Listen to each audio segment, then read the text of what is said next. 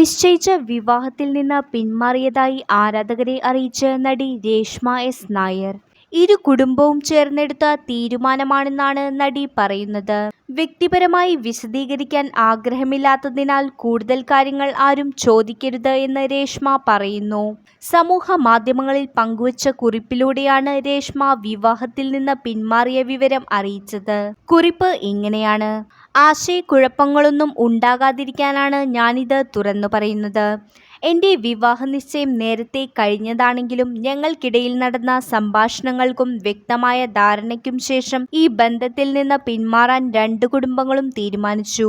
തീർത്തും ആത്മവിശ്വാസത്തോടെയും വ്യക്തതയോടെയുമാണ് ഈ തീരുമാനം എടുത്തത്.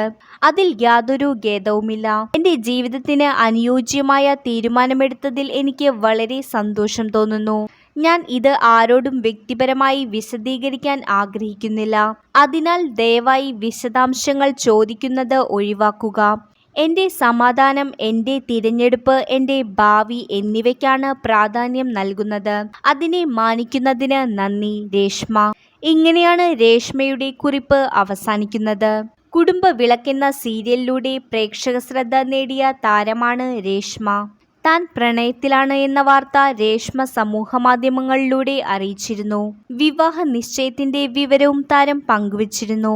പങ്കാളിക്കൊപ്പമുള്ള ഒരു ബ്ലാക്ക് ആൻഡ് വൈറ്റ് ചിത്രമാണ് രേഷ്മ പങ്കുവച്ചത്.